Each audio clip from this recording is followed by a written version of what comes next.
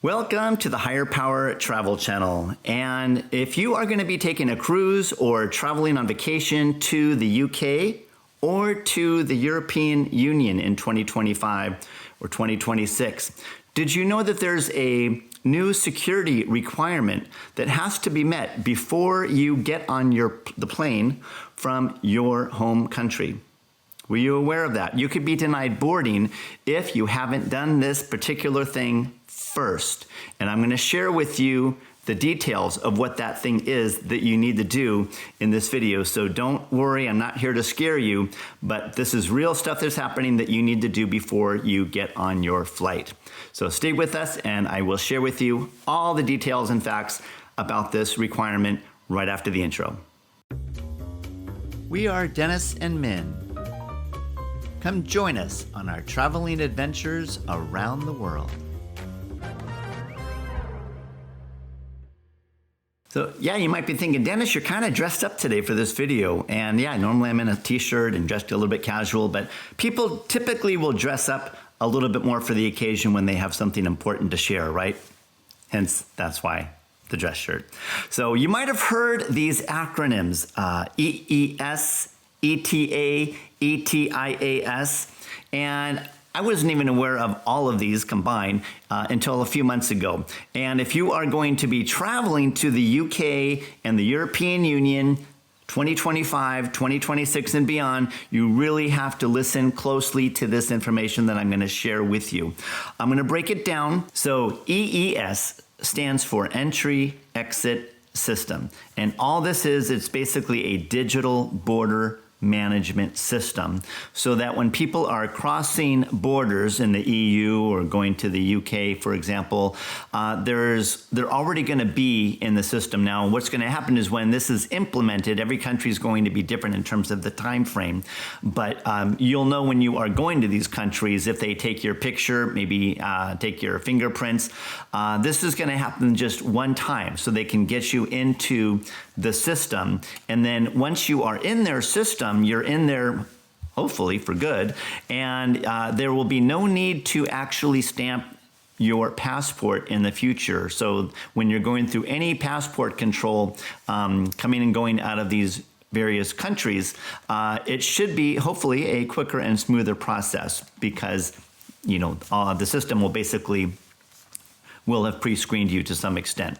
So we talked about EES. Now I'm going to be talking about ETA and ETIAS. Now, ETA is specific just to the United Kingdom, and ETA stands for Electronic Travel Authorization, okay? But both of these, ETA and ETIAS, which is more for the European Union and the Schengen countries, these are basically, it's a mandatory travel authorization for those who travel to the UK and the Schengen countries. It's a pre-screening measure rather than a visa that adds an additional level of security to mitigate security or immigration risks.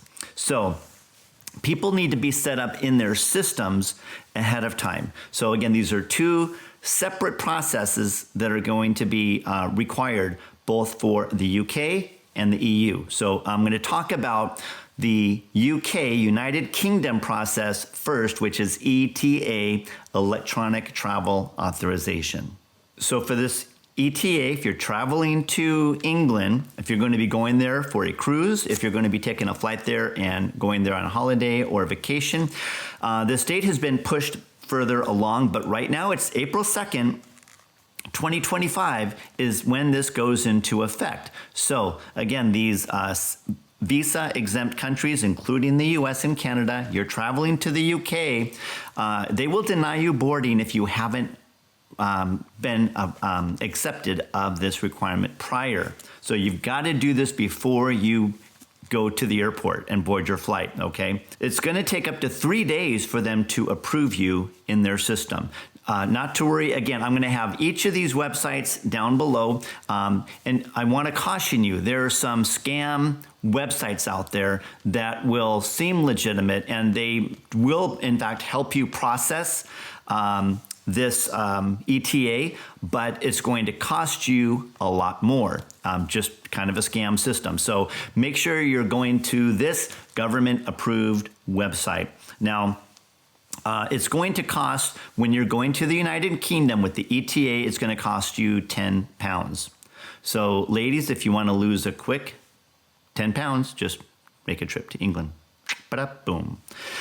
This is not a visa. As I said, it's going to be valid for 2 years, or if your passport expires prior to those 2 years, it's whichever comes first is how long that ETA is valid for. So what do you do? How do you get this ETA? Well, you just go to the website and you're going to fill out and complete the application, which it's lengthy. It's 15, maybe 30 minutes, depending upon how quickly you can get through the information on there to complete. They say do allow up to 3 days to get approval. Sometimes I've heard it can take a matter of minutes. People are approved really fast. So you just don't want to wait until the last minute to do this. And again, if you haven't done this before, you go to the airport, they will deny you boarding. Now, maybe you can do it at the airport and get a quick response and approval, but don't take that chance. Don't wait until the very last minute.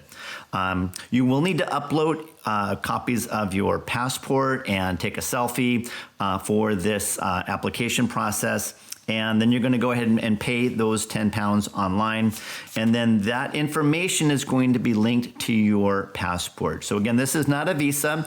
This is an ETA, electronic travel authorization. So for future, anytime afterwards that you go to the UK, and you can double check the website, but if you are, I believe, under 18 or over 70, you do not have to pay those £10. But this requirement applies to everybody. So if you are 95 years old, if you are 6 days old, okay, you have to have this travel authorization prior to getting on your plane. Another important factor is if you are going to England, to London, and you have a layover, my understanding, as long as you don't leave the security controlled area when you land, get off the plane, and you have a layover, few hours, you're getting in that same area, you're getting on another plane. My understanding is you don't have to have this authorization, this ETA, if you're just there on a short layover and then flying to another country outside of the UK.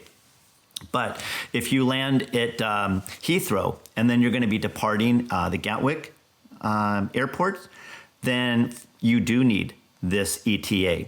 And certainly if you are going to have a overnight layover, right, in London, you have to have this ETA. So it doesn't matter if you're just passing through on a long layover, you still will be required to obtain this ETA.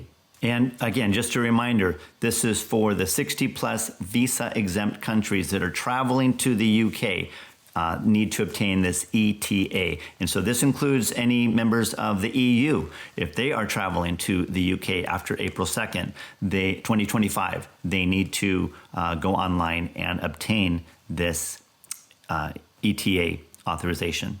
Okay, so we've talked about the EES, we've talked about the ETA, and now we're here to tell you about the ETIAS, which stands for European Travel Information and Authorization System.